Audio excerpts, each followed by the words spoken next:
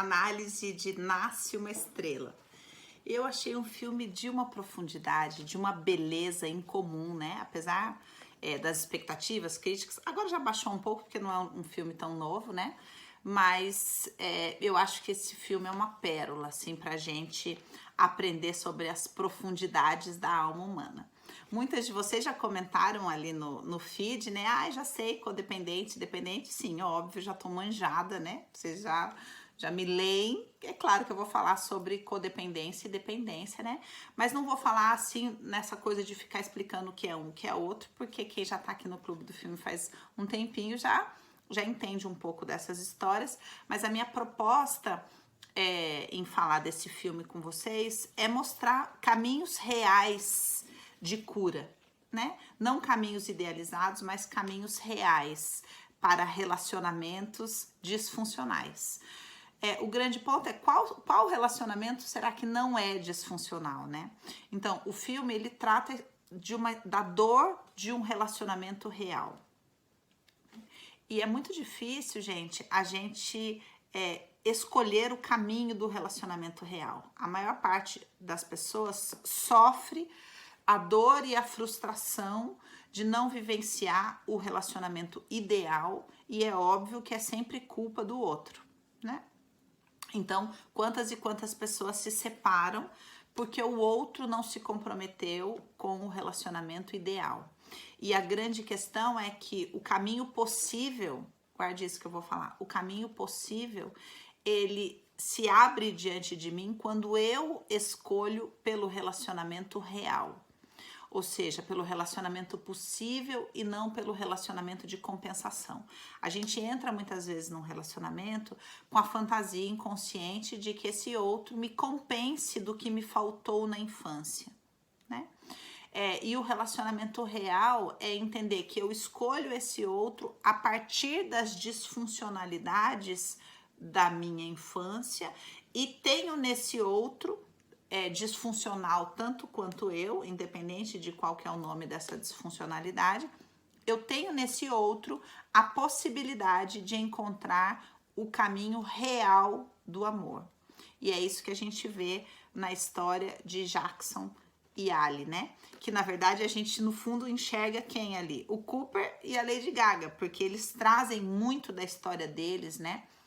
Do conteúdo interno deles, para não parecer que estou falando de similaridades da vida, mas o conteúdo de alma, eles contribuem muito com esse conteúdo para os personagens, então a gente acaba enxergando muito deles ali, né? Então é uma história linda de um homem que é alcoólico, né? Independente, químico, com uma dor na alma dilacerante, com uma alma de uma sensibilidade incrível, né? Então ele é aquele músico incrível, mas que não suporta permanecer na dor que há na sua alma e por isso ele bebe. E essa dor vem da onde? Vem do relacionamento com o pai.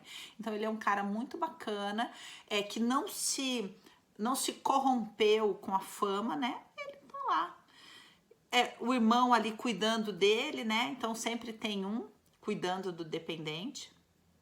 E tudo ali por causa da relação com o pai. E nesse caminho ele encontra a Ali, uma codependente, que tá cuidando de alguém também, né? Enfim, eles começam um relacionamento lindo que enche a alma dos dois de esperança. E eles começam a encontrar um caminho de nutrição e cura dentro do real, dentro daquilo que eles são. E esse é o grande problema, porque muitas vezes a gente, obviamente, faz essas escolhas por causa das coisas que eu já falei aqui, que eu não vou repetir, e depois lá na frente a gente reclama, porque o cara bebe. Não, mas gatinha, ele bebia, vocês bebiam juntos, né? Vocês tomavam porre junto. É o que as mulheres acusam, pô, o cara era um alcoólico, né? Ele bebia, etc. Só que ela conheceu ele assim, eles bebiam juntos, eles bebiam na realidade marginal, né? Eles viviam no marginal e ele tenta resgatar ela disso, ele tenta ficar nesse marginal, ele começa a dar oportunidade para ela, os dois têm uma sensibilidade maravilhosa que eles vivenciam a partir da música. ele na suavidade, ela na profundidade, que também se mostra na maneira como eles vivenciam a própria arte, e eles constroem um relacionamento e começam a viver cura. Qual que é o grande problema? Então ele começa a beber menos, né? Eles começam a viver a história deles e eles podiam viver bem os dois juntos dentro daquela realidade que era boa para eles e que era o mais importante, né? A gente se achou e a gente pode se cuidar e a gente pode se fazer bem e a vida profissional pode ser secundária a isso, né? Então é importante a gente entender que o que quer que a gente queira que cresça na nossa vida requer que a gente coloque energia, né? O foco amplia.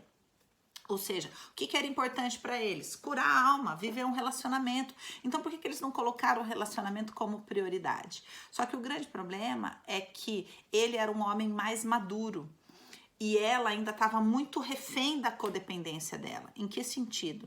A gente muitas vezes olha para o codependente falando a partir da relação dele com o dependente. Mas existe uma questão muito maior do codependente, que eu não sei quem eu sou, eu preciso ir em busca do meu valor. E é por isso que o codependente trabalha enlouquecidamente, porque ele vive em busca de reconhecimento, né? Então ela se deixa levar por essa imaturidade dela e a ponto, inclusive, de mudar o estilo de música dela e não ter sensibilidade para identificar a cobra que era aquele produtor dela, né? O quanto de morte ele estava trazendo para a vida dela. Então, ok, ela ia virar a popstar, vendeu a alma, né? Pela fama.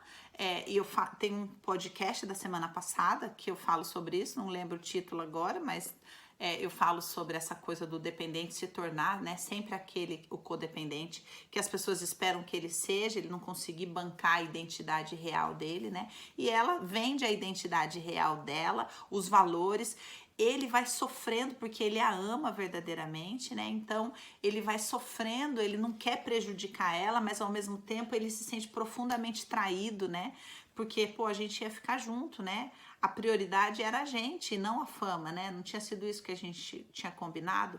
E aí a gente vê que ela percebe isso depois que ele morre, né? Naquele choro dela naquela casa vazia. Quer dizer, para que adiantava o Oscar, o outdoor e a fama, né? E ela tocando aquela música vazia, em nome de tudo isso, sendo que ela tinha perdido a pessoa que tinha feito ela encontrar um sentido, né? Na alma dela. E ele vai ficando, sofrendo ali, né? Ficando ferido com esse abandono dela, né? Com essa traição do que havia sido acordado, que a gente vai ficar junto, né? E aí ele dá aquele vexame, aquela coisa terrível, né? No Oscar, que é uma cena sensacional, né? Ele como ator, nossa, que leva a gente lá no profundo, né? Da angústia, né? E como ele deixa, é bonito, né? Como ele deixa a verdade da alma dele vir à tona, né? E aí ele decide se matar também por amor, que não é nada bacana, obviamente, né? Mas pode parecer aqui para você que eu tô meio divagando ou que eu tô defendendo ele, mas eu quero trazer você para essa coisa do profundo, né? Do pacto que a gente faz quando a gente escolhe estar com alguém e trilhar um caminho de cura a partir das nossas próprias disfuncionalidades, né? E o que acontece quando alguém trai isso? Quanto isso fere a outra pessoa, sabe? O quanto isso deixa a outra pessoa num abismo, né? E aí termina o filme com ela dentro desse abismo, caindo na real de falar, o que eu fiz, né? Consumida pela culpa. Então, para que eu quero usar esse filme? Para te lembrar daquilo que é importante no seu relacionamento. Para você parar, seja o seu relacionamento, qual modelo for, se haja codependência ou não, independente de tudo isso, nem sei se esse haja tá certo aí, mas tá bom. Independente disso daí, de você olhar e falar, a gente se achou e a gente de alguma maneira se comprometeu em vivenciar a cura um ao lado do outro, em ser parceiro de cura um ao lado do outro. De vez em quando vai ter uns descompassos, porque o bonito também é isso, né? Um vai, o outro fica, aí o outro para, aí o outro volta. E essa dança é que vai trazendo um ritmo próprio para o relacionamento. Então, que essa análise possa te fazer olhar para isso, né? Para esse pacto daquilo que verdadeiramente é importante, né? E que você possa ver também isso que eu falei no vídeo da codependência no presente lá, que é o codependente entender que depende lá no profundo do dependente, sabe? E diminuir de tamanho. Ela podia ter ficado de um tamanho normal, né? Não precisava virar aquela estrela megalomânica, né? Ela podia ter ficado de um tamanho de alma e falar, vamos ficar os dois juntos, e eles viveriam muito felizes. Então eu espero que você tenha gostado do filme e da reflexão que eu tô propondo aqui nessa análise.